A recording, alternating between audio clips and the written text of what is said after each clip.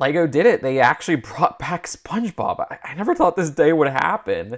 Yeah, it's been 14 years since our last SpongeBob set, and if you watch the channel, you know I love this theme. I would say it's my second favorite licensed theme behind Toy Story. This is a different Lego SpongeBob, though.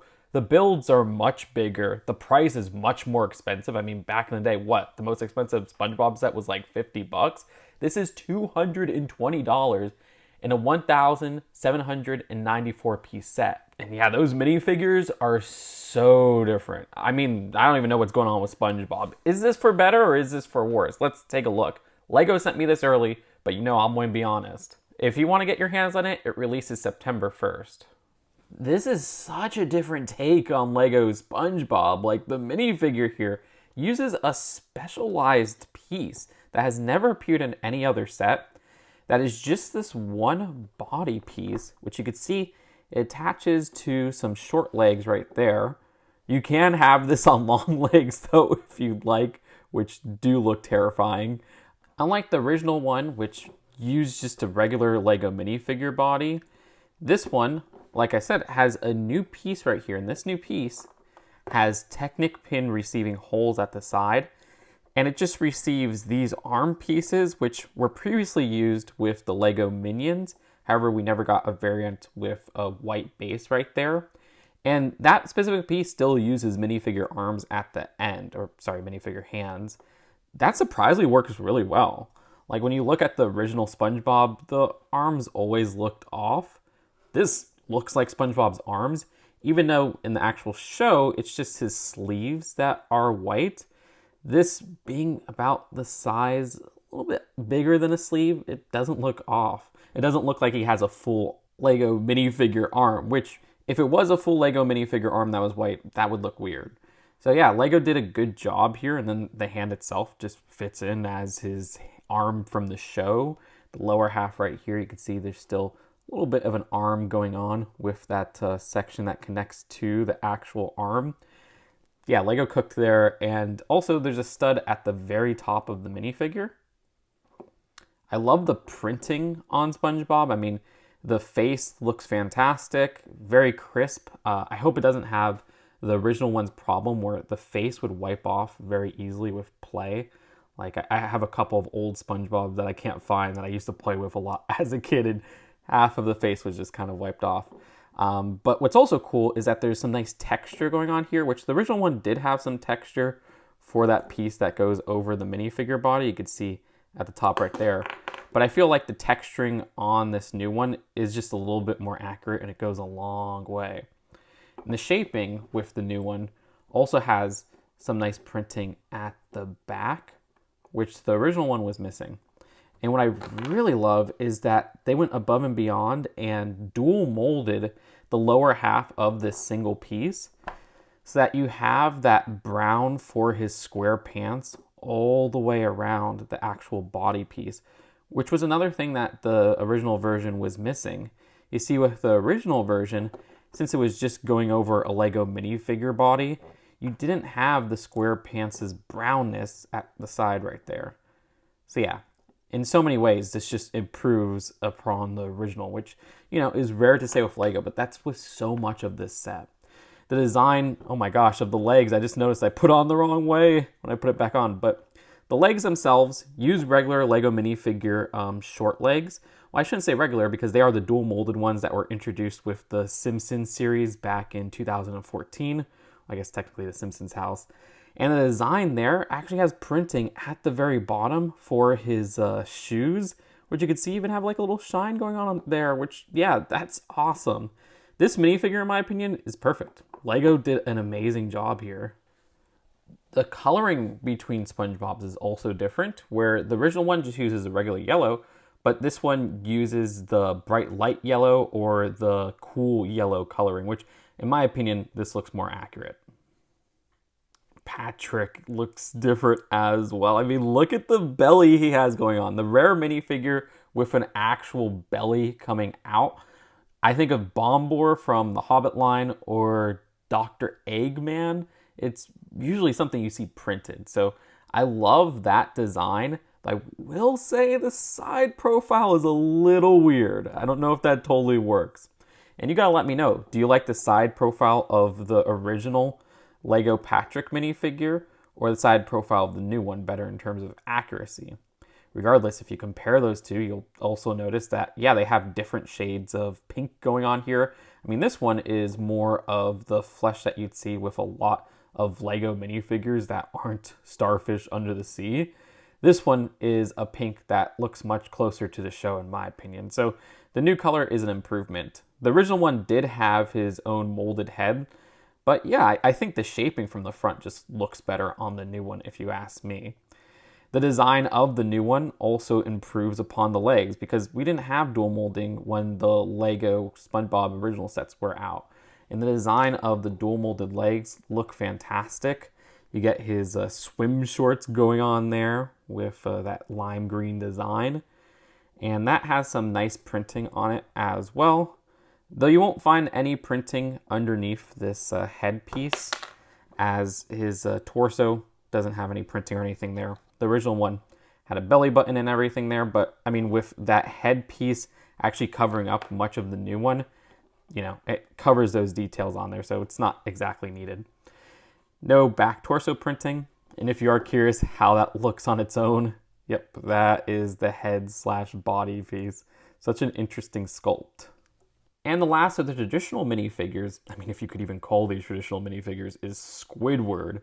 The design has a new head sculpt piece and a totally different color than the original Squidwards we had, which this is the Squidward from 2009. Unfortunately, I can't find my 2006 Squidward, but you could see right there, oh my gosh, that is so different from both of these with just the printed head. That's a classic Lego minifigure, but yeah. But the design from 2009, which they used into 2012, is looking back very inaccurate. But, you know, I would look back at this minifigure and be like, oh, this is such an improvement from what we got from Squidward back in 2006. But dang, the new one just outshines it in like every way. This looks so much more like the character from the show. The head sculpt is on point. The design of the torso actually has the right color for the shirt. And yeah, this skin color looks accurate to the show. The eye colors. We even got printing on the legs right there and dual molded arms. This is fantastic. There's some secrets though. If you look at the very top, he has an accessory hole piece, which I would guess will be used for a future Krusty Krab set, which is going to be very exciting. I hope that comes out and it's not like Simpsons where we're not getting any more buildings except a freaking Homer statue. Don't get me started on there. But if you see, he also has a little collar printing at the very top. So yeah, absolutely love the Squidward minifigure, another improvement, and I think it's better in just about every way. Unless you get annoyed by accessory holes at the top that aren't being used. But this one's so small, it doesn't really get in the way for me. So yeah, great minifigure. They threw in Doodlebob, which they didn't have to, but I mean, that's such a classic episode. The design here isn't exactly a traditional minifigure. I mean, it's brick built. There's one thing that really annoys me. This is a sticker. They couldn't print this specific 2x3 tile, like really? This is a character, and usually for character designs, they print everything. So that's really lame. It feels cheap on a set that already feels expensive. The design here, though, is actually a fantastic build for it not being a minifigure. Like, yeah, this looks great from the side and from the front and everything there. I love how they do the arms. Only thing is from the back with this bumper piece, it looks a little bit off. I mean, he's not exactly a character you could see the back of. You know, he is this 2D character in an already 2D show. So, like, I get it. The design of this pencil right here is actually a really solid build. Like, wow, that's very simple but effective if you ask me. And yeah, you could move his arms up just a bit, which is a lot of fun to play around with. And yeah, for his legs, he's just using these 1x1, as I call them, stamp pieces. Because I don't know, they always looked like a piece that would like make stamps. As for accessories, Patrick has an ice cream cone build that looks pretty yummy. And they give SpongeBob a net to catch jellyfish with, which is an existing piece in that color, but still nice to get. Also give Squidward a build for his clarinet, which, yeah, I don't think this looks great in representation of a clarinet. Hopefully one day we get like an actual sculpt for a clarinet, but It is a very simple two-piece build. And there's one character that I think is the only downgrade of this whole set based on previous Lego SpongeBob sets. It's Gary. Don't get me wrong, they actually improved the color of Gary, because for some reason the original ones would just have this lime green design. If you see, there's like an awkward gray piece right there. But there's one part I really don't like. There's no printing on this side right here, and it's almost like they give up on the Gary design for the opposite side. All they had to do was make a print of a 2x2 circular tile, and then bam, throw it on that side, and it would look perfect. Okay, there's actually still one other part that annoys me, but it's a problem that the original one had, and that's the fact that they still don't have printed eyes. That is extremely annoying. I mean, it's 2026. You could print the cherry piece. Dang it, Lego. Regardless, yeah, you got the bumper piece, as I call it, with some nice printing for his shell on one side. And also, what's interesting is that this has a studs not on top technique to have a 1x3 tile at the bottom, which, okay, on one hand, you can't fit it on studs, but I think that actually looks pretty good. Like, you know, he could slime around pretty easily. I guess snail around, I don't know. So yeah, I think that's a clever part usage. I actually don't entirely mind this piece being a slightly off color of blue, but yeah, it would have been cool to get a matching blue for all three of these pieces, but it looks like all three of them are different shades of blue. For the builds, there's those three incredibly iconic Bikini Bottom houses, but there's also a couple of side builds that are pretty substantial. We'll start out with the pineapple house. I'm blown away by the new pineapple house as well. Lego has such an unconventional part usage to get that pineapple-y design of the exterior going on there, with these different sectioned off parts of the build that make up the wall. And you could see how interestingly those are put to stick on the side right there, giving little gaps that actually add to the texture of pineapple. I love this. It's a little bit of a repetitive build, but you know, at the end of the day, you have a beautiful looking representation of the house, which the houses we got back in the day, I was very generous. I mean, like I said, this is one of my favorite Lego themes of all time, but my gosh, do they not hold up.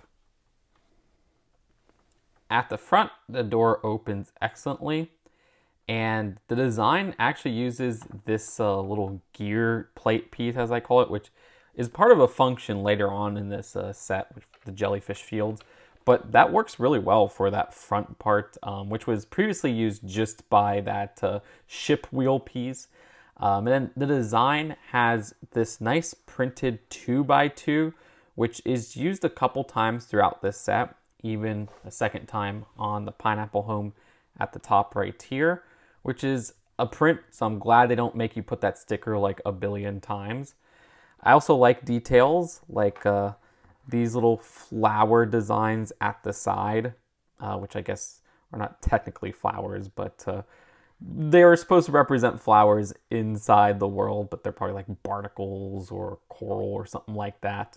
And then at the right side here, they have a reference to a classic SpongeBob episode where these right here are supposed to represent nematodes. And the nematodes are sucking up the pineapple. That's adorable. Even if they don't have printing, I love what they're doing there. And if you don't want to, you know, associate that with nematodes, well, it just looks like a brush of, you know, underwater grass or whatever the heck it is. So yeah, that works two ways. More of those flower designs at the side right here. At the very top, how they do the, I guess it's stem of the pineapple looks so much better than the original versions. They use some miniature ball joints going on there with some green brick builds that come out really well. The only thing is that you could see there are some gray and black showing there that I wish those were like just colored to green, but those types of joints, they never seem to recolor. And then you can see how they do this little, I guess, underwater chimney design with these clear pieces right here excellently as well. Even having this globe piece right here, you know, one of those fishbowl pieces. Anyways, let's take a look at that interior. And I know some people are going to be a little sad that this is an open back interior still, like the original Lego pineapple houses. Note that you're not going to see any 2006 physical comparisons in this video because I don't have my 2006 Bikini Bottom out and about. And yes, this one right here is missing a little bit of the interior. I've moved around so much, but indoors, indoors, indoors. We actually have a reference to that episode with Chip, Used Napkin, and Penny, which it's awesome because Penny is actually exclusive 1x1 print. Shouts out to Lego there. But yeah, I love how they're referencing that. This piece in white always makes me crack up.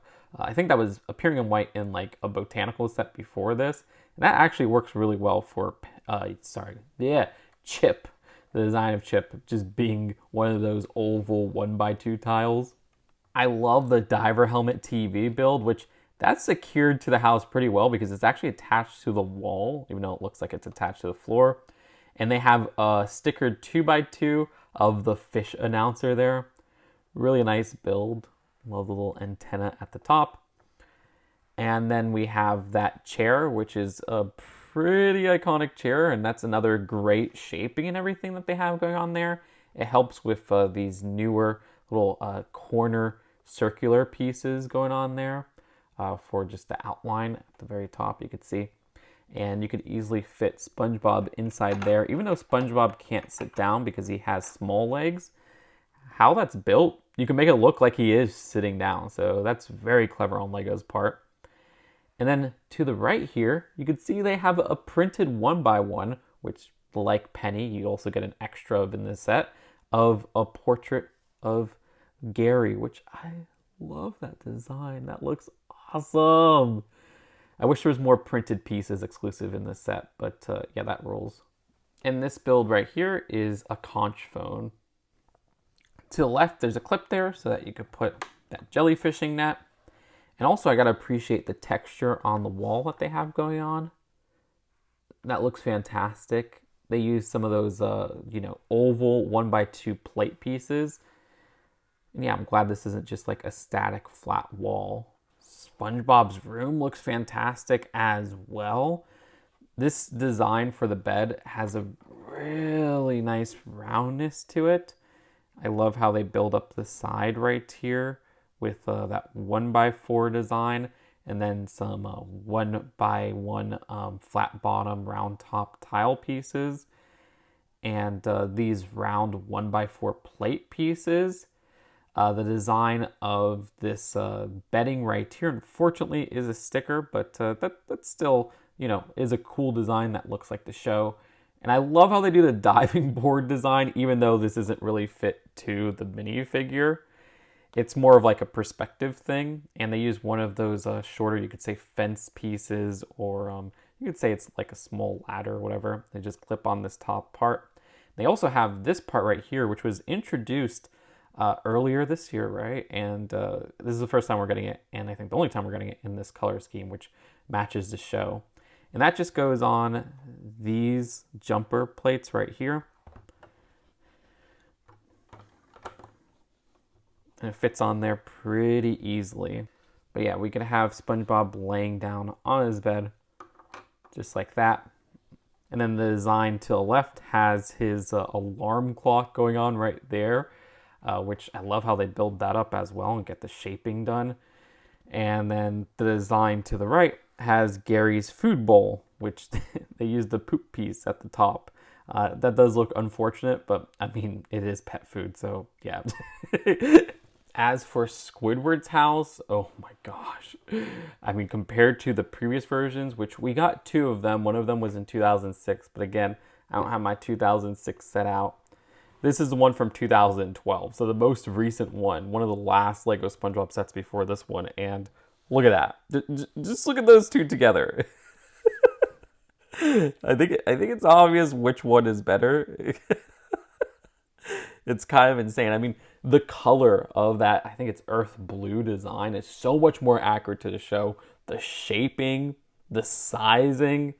Yeah, so we'll get that out of the way.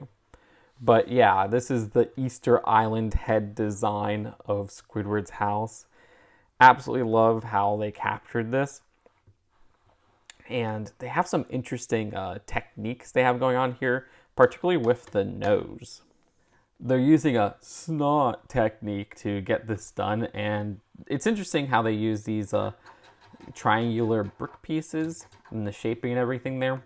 only thing is that if you look at it from this side, it doesn't look amazing from this angle, but other than that, from the front, it looks fantastic. And once again, we have these printed 2x2s that are exclusive to this set of the glass windows. That works perfectly for the windows of the eyes. And then underneath, you have a very solid build, once again, for this door, which you could just push open. There's not too much in terms of like flowers or anything at the side, which is accurate to the show. I mean, I didn't recognize how desolate Squidward's house's exterior was until now. And I like the shaping with more of those triangular brick pieces at the side, and also with these ears at the side. Once again, using some studs not on top techniques. And more impressive shaping with like that stark brow line up top and the roundness they have at the very top. Absolutely love how this came out. Sorry that I cannot stop complimenting this set, but I think it's amazing. Again, open back interior. Just compare that to the one of 2012, and yeah, night and day up here. This is absolutely crazy. But yeah, the interior here at the very bottom has a reference to Bold and Brash. It's a 2x3 tile sticker, which yeah, I do wish that was a print, but I absolutely love that design being in this set. From what I heard, this stickered piece right here is the part of the ending of the theme song where SpongeBob plays his nose as a clarinet. So that's a nice little Easter egg, but again, a sticker. If that annoys you, I'm sorry. It annoys me, trust me. Wish these were all prints. And then this part right here is where you could put Squidward's clarinet when you're not using it. To the left, we have a pretty nice lounge chair and a little plant as well. I love how much usage the piece that was originally King Pig's crown from 2016's Angry Birds movie sets gets nowadays. It's fantastic. Squidward's bedroom actually has a pretty elaborate bed. Like, it has like a little roof to it and everything there. And you can see the sheets. Now, one thing I forgot to make really clear with the Pineapple House is that each of these floors are not something like a play set where you could just, remove them and access them. You can see it takes off a lot more than it needs to. They should have maybe done something there where it's like, there's a couple of studs, but then it's tiles that you could easily access each floor. It's not a big deal, but I kind of wish they did something there. Then again, pieces like this would have to be totally reformatted and everything, so I get it.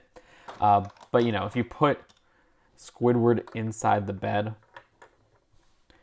can't get too much movement there. Like, reach your fingers inside there. It's a very small flaw. It's not a big deal. And then on each side of the bed, you can see that there's some lamp designs, which I love how they use the cupcake piece. That's always fantastic. Squidward's bathroom's above the bedroom, and I really like how they build up the little shower part right here, which you can see they just have this attachment of one of those pieces that has like 4 studs on the front, then 2 studs on each side. And then they just put some studs on there, and that works for some suds. But you could stick that inside there, and then you could put Squidward, and it looks like it's covering up his bottom. So that's really cool. I do wish we got shirtless Squidward in this set, because it is weird that he's showering with his shirt on. There's so many variants, and I hope maybe we get like a SpongeBob minifigure series. That would kill. But yeah, you do have the shower head at the back right there, which is a pretty simple build. But there is a really fun reference. So right here is the shower curtain. Unfortunately, it's a sticker, and it's the most annoying sticker of the set because it's one of the stickers inside one of these curved panels, which are a pain to line up. Regardless, though, that is awesome because it's referencing Squid's Day Out, where Squidward thinks he sees SpongeBob inside his bathroom out of paranoia. But in reality, that shadow right there is just his toilet, which the build for the toilet, I forgot it was stuck to the wall, is actually really awesome. Like, this is one of the best toilets LEGO has put out, and it's pretty accurate to the scene. I love how they use this piece right here for the toilet bowl. That works so well, and I can't wait to see that used in white for other Lego toilet designs. Like, I've never seen that used for a toilet bowl before. And then at the roof of the building, there's a spot for Squidward to suntan, which has this beach chair right here. Very simple design, but you see you could adjust the head up there. And there's also a suntan reflector, which is just the book cover piece with a sticker that isn't exactly a mirror sticker, but it has a little bit of shine to it at least. And you can see how Squidward can hold that. And then there seems to be like a little drink to the side right here, if I'm not mistaken. Patrick's house is insane. How much this is an improvement from the last version, which was 20 years ago. It was in the first set in 2006. Comparing the two, oh my gosh, like night and day. It's insane. I don't even know what they were doing in 2006, but it is nostalgic. The design of this opens up just like the show. Look at this. It has a clamshell design. Isn't that amazing? Lego cooked. I love how they build up the weather vane, which just uses one of those trident pieces and then one of these clipped on triangular pieces right here. And inside, I love how they have all of these tan furniture for like the sand furniture. You actually have a sticker for this TV right here. There's a lamp over here. And then a little seat as well. And I also love how the rock build uses this 1x2 plate, one that has a 1x2 bracket on the side, so that you could have it look like Patrick is resting on the underside of the rock. That is super awesome and, of course, relevant to the show. Then there's the 4 builds that aren't the houses. There's a small section of Jellyfish Fields, which I like how they do the roundness of this platform to almost have like a little hill going on here. But this does have a play feature, which makes these jellyfish dance. Right over here, once again, they use that little gear plate piece, and this is what I was talking about earlier, to spin the jellyfish around. And can we just take the time to appreciate how much of an improvement the jellyfish are? I love the original design, which were just a chef's hat piece in a translucent pink. But these actually look like jellyfish, where they actually have the tentacles going on there. They used those round 2x2 dome brick pieces in that interesting color that I see ever so often. That's like kind of like a sparkly, translucent pink design. That works really well, and I like how they simulate them floating. They just have this translucent blue pole going through with a 1x1 clear hold stud. Actually, it might be a blue stud. Sorry about that. And the design to the left right here has another sticker that says Jellyfish Fields on a 2x3 tile. Then there's the bubble stand, which is a direct reference to the season 1 episode, which uses a sticker on this 2x6 tile right here and a sticker on this double cheese slope. Again, wish those were prints. You do get a print of Nickel right here, but that's an existing print outside of the world of Lego SpongeBob. And the design right here uses the same bubble, what is it called? Bubble blower, I guess it would be called, build that was found in the Series 28 of Lego Minifigures this year. Fortunately, no print for the bottle of bubbles going on right there. It's just a very simple side build. Oh, this would have made for a great poly bag. Sorry, I just want these to be accessible to everybody, but the only cheap set you get is a crappy Brickheads. And then there's the design of the Bikini Bottom sign with the nature that it's attached to, some coral, seaweed, stuff like that. The design here actually does have some prints, which you could see there's 3 different prints here. There's 2 of this print right here, and all of these are prints on these corner macaroni towel pieces. And then there's a distinct print that says bikini, and then one that says bottom right there. They need to make like a bikini store mock or something like that and use that as a sign. But yeah, no, this is awesome. We see this at the start of so many SpongeBob episodes. And while it's not, say, the full design that they have in those shows for the nature section, I still think that they did a great job with the signage. And yeah, this isn't taking too much of the build where it's like, okay, yeah, they put too many pieces in focus on this part than the rest of the set. So this is perfect in my opinion. And the last build is this Boatmobile right here, which I love how this incorporates the classic Lego boat piece that we saw with Pirates back in the day. You get it in this white design, and the shaping and smoothness here is very impressive. I like how they use the tiles at the front here, the seat back here with those round top, flat bottom, 1x1 pieces. That looks great. You have a seat so that you can have somebody drive. We're not going to put SpongeBob inside there, but we will put Patrick. And you can see he fits in there perfectly. And then at the back, I love how they do this propeller and motor design right here. I forget that this piece has a part that can receive a pull like it's doing here. Oh gosh, that is very hard as a connection, and you can see it got a little bit damaged. And then underneath, you just got 2 wheels. This could also be considered a remake. We've gotten a couple Boatmobiles in the original Lego SpongeBob sets, like there was the one in Mrs. Puff's boating school, but this one in particular is the one from the 2009 Good Neighbors set, which we showed the pineapple home in this video. But yeah, again, just insane improvement between these two, night and day if you ask me. One thing I want to note is that these 4 sections right here all have a clip connection with their builds. And I like how you could display it connected like that, but if you don't have them connected, you know, those parts aren't super noticeable or anything like that. It is interesting that there's still a little pull connection to Patrick's side. Maybe so that's just for an alternative way to display this if you'd like. There's 2 instruction booklets, and one thing I want to point out with this first instruction booklet is that, you know, it has information on this world and the sets and the show and everything there. I do love that they pay tribute to the 2006 set, and they say that this is officially an anniversary set. So that's awesome. I'm glad that they're doing that, because it feels like a lot of Lego themes just don't really get respect for, you know, the sets that came before it.